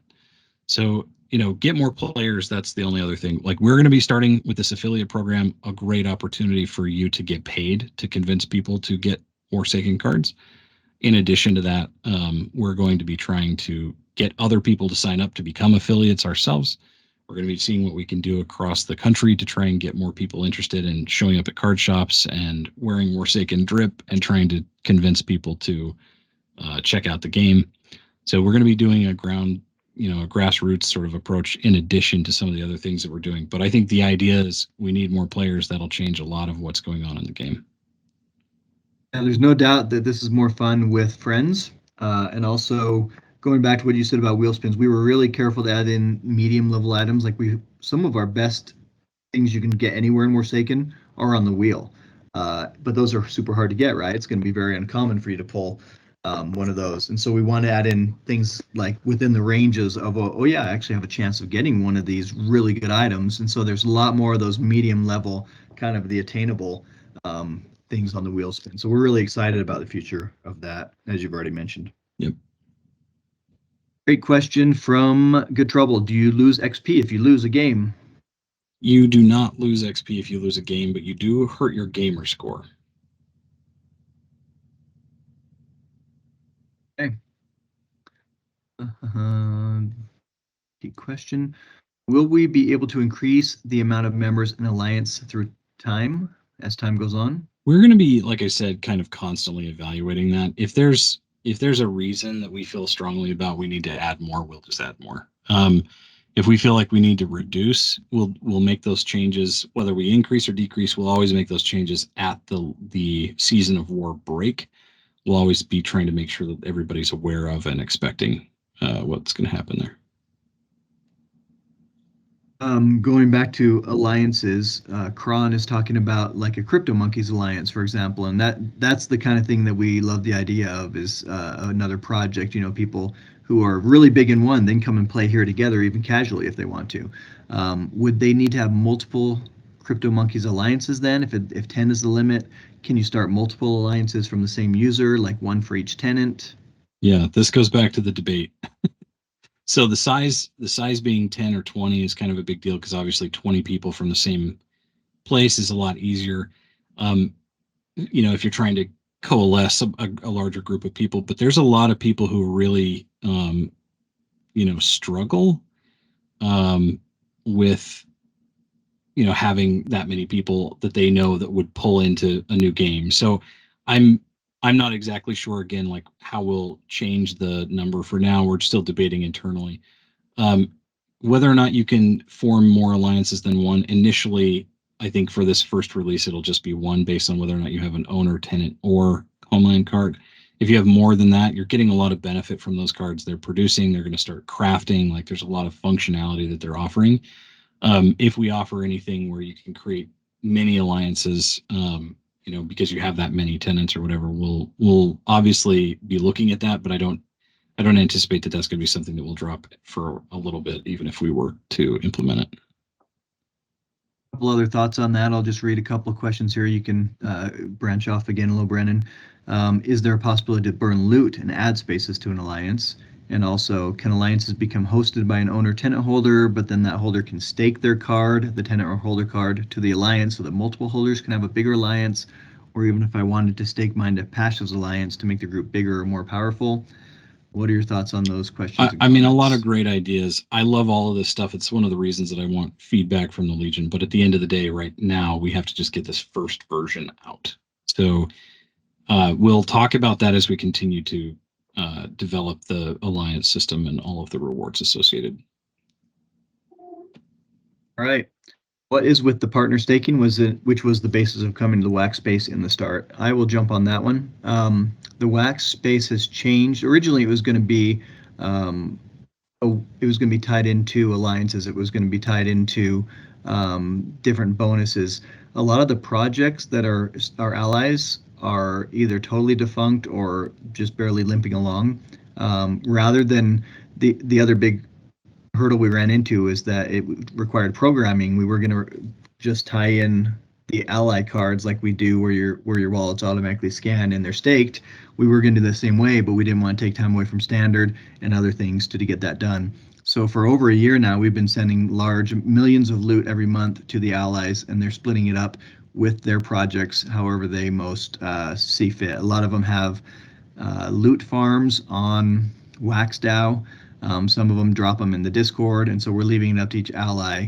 The ally program will not go on forever as it is. I imagine once we make the transition to full standard, we will be making some significant changes there. But like I said, we've paid out tens of millions of loot to the allies and let them decide the best way to share it with their uh, with their communities. Is it possible to join an alliance without using the owner's cards, Brandon? Yeah, you don't have to use their cards to join an alliance. You just have You to can be play with your either. own deck, right? Yeah, so you can. So the alliance can either open up the entire alliance as public, specific slots as public, or they can invite specific friends exclusively. But when you're in an alliance, you're just every time you earn, because you can only be in one alliance, every time you earn XP, your XP and your score goes up, that's going to contribute to your alliance that you're in. So the thing about that is that as you, um, once you've joined, if you're, you know, killing it and your scores going up, and you're super happy about all the contribution you've made to your alliance, you can negotiate with your alliance head to try and get other people in that you think are important or whatever that you want to make sure in your alliance, or you can potentially work with them to try and set up a team that you think is a really good team you want to work together on. But you're able to either have it be public or private, and so you invite specifically the people that you want, and then once you're in that alliance until you want to leave. But you can always exit, and you can use your cards throughout the entire time, or you can rent if you want. It's up to you. I missed half of the question about the token's current state. Why do you think is the reason for its current state and price? I will say that the price of loot is the price of loot, and you can still get really good rewards that we've always offered for loot. It's a loyalty token. We do care about the price. We care about it a lot. We talk about it. Would I rather focus on getting the loot price up or getting standard out? I would definitely rather get standard out and get our other goals met because that's what eventually is going to lead to success. We are a business, and if the business fails, then loot really will be worth nothing. We've done better than 90% of the projects out there, 99. I don't know. Almost all of the projects show up, give away a bunch of stuff, and their price continually goes down until it hits zero. We still have a price and it still has a floor. There's still a value. So I feel like loot has value because you can get some really great stuff for loot, especially now that we're expanding the wheel spins. And I don't know if you want to add Yeah, I anything to just that. at the end of the day, more players, more people, more excitement, more time being spent playing the game will result in more and more people continuing to have interest in this. I think the marketplace will help a lot as well, being able to list your NFTs for loot sale. I think that'll be an awesome feature when we get there. Like, there's a lot of stuff in the future that I think will help continue to eat up loot. The wheel spins are a great one. I think we're going to keep in building those out till people feel like they're a good uh, spend on their loot. Buying in the physical items, Brandon, was a really, I think, a really great way to really get loot rolling in that direction, where you can get discount gift certificates. Basically, I know they're not called that. You can get merch items. A really good way to get going with that, where you can use your loot for a lot of different things now. Yeah, get in real life items like a full deck, Yeah. for loot. I think that's the kind of stuff where, um, because they're NFTs, and until you redeem them for the code that'll get emailed to you and or displayed on screen, before that moment, like, you can use them and move them just through anything else like Atomic Hub or whatever. So there's a lot of really cool things I think that'll happen with that. We're coming up on 2 hours. I know we're waiting for an after party stream, so we're going to try and wrap it up in 2 or 3 minutes. I'm going to hit a few more questions here. If you haven't asked a question yet, it's probably too late by the time I catch up. For wheel spins for gear, when the new ads do the old reduce in frequency. So So adding a bunch of new things to the wheels, yeah, is that so going we're to going to be change taking, yeah, the the odds will on there? change. And we're going to be taking the new. So right now the odds are pretty heavily weighted towards gear, which is great. We love gear, but we're going to try and take away some of that share and give it to these other new elements. So the chance at getting a gear item will go down in exchange for all of these other new things that we're adding. Great. Did delivery for physical items get covered? We did touch on that. Do you want Yeah, to I just give a mean, quick there rundown? it's typical ship times like 5 to 7 days, 7 business days. Those are the two figures I've typically seen. And honestly, we've done, I don't know how many test orders. Like, I'm like wearing a bunch of new merch myself. And I think it's probably safe to say that if you're in the States, it'll get there in a pretty reasonable amount of time, with the only exception really being the counters. Right now, the counters are kind of slow. I'm still I'm a little concerned about how slow they're showing up. So we'll see if there's anything we can do to speed that up or whatnot. But that's where we're at with those. Everything else is pretty dang fast, reasonable times. I mean, There, it, it's not Amazon. You're not getting it in 2 days. But I do think that that's just a symptom of not being literally in Amazon. Or Never Changes posted a short summary. It's not the official from the team, but it has been pinned, so you can find that in the pinned if you just want to read the summary of what the AMA covered. And as Azar Cyrus says, you rock socks, and thank you for your awesome assistance. War Never Changes. Um, Absolutely. yeah. Warpath is through a season. Is a season 3 months? Yes. Okay. From the NFTG stream, here's a question. Can you ask about the partner staking, since that was the whole lead into the wax space? I already talked about that. Um, Partner staking will not go on forever. It was always meant to be as part of Seasons of War. We've been giving out a large amount of loot to the partners, the allies, for over a year, and so we may make a change to it. We may have allies and partners in the future, but we have not released how that will look in the future. Yeah. The short answer is, like, we realized after the crypto winter that we've all been suffering through, that the reality is that there's a lot of projects who really aren't going to stick it out. There's been projects that have come and gone that we would have potentially partnered with, and so I think the biggest concern I have about that is I don't want to get us attached to a project that dies. And so I'm just hesitant to make those partnerships unless we can see some more staying power. Like, I don't want to sound like we're special. We've been sticking it out. Like, it's a long haul, and not everybody has the capacity to do that. So at the end of the day, we want to find projects that are similarly tough. Yes, agree. Uh, Quick fire questions for the next 60 seconds. Can we get more community polls by chance for futures ideas and mechanics? I mean, there's in terms of like the gameplay, there's a whole testing community which I would encourage you to ping Kubos about, that has tons of these discussions. I'm intimately involved in those with Kubos all the time, and some of the other members of the team. We talk about how we're developing cards, the different mechanics that will appear on cards. When it comes to wax based, how we run the business stuff, we will sometimes ask the community for input. We often do this in the form of generic surveys. So you'll see us ask questions and they're kind of cryptic, and then our answers that we get help us make decisions. So I would say that we can continue to do that, and we can even ramp that up as we continue to go. Are there benefits planned from alliances like XP or loot boosters? So there's going to be rewards for taking, high ranks within the alliances. There will be awards for even just being a part of an alliance, and actually participating. So we'll cover those as we get closer. We haven't finalized what those rewards are going to look like, but we intend to make it worth your while to be in an alliance. Hey, can you be in more than one alliance at a time? Yeah, so you cannot be in more than one alliance at a time. That's why I think the biggest question mark on whether or not you can have multiple alliances that you start is because we intend that you're a part of that alliance when you start an alliance.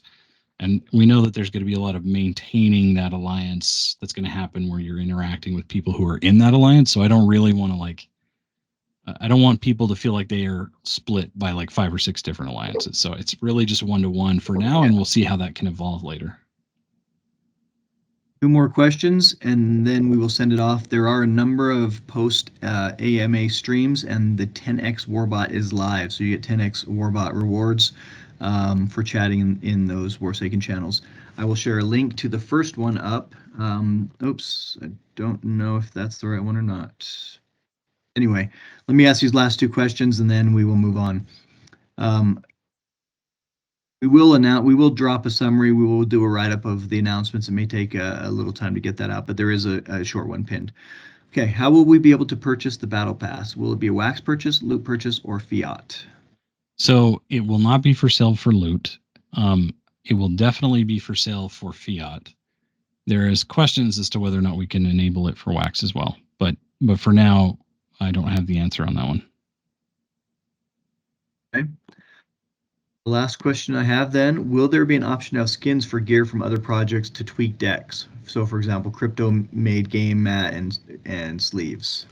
Sorry, Crypto Monkey game mat and sleeves. Absolutely. Those are the kinds of things that we would potentially want to look at doing. There are some questions that we have to make sure we get answered. Like if they have a brand that's got a trademark, we need to make sure that we have the licensing in place to be able to do that kind of stuff. But yes. All right.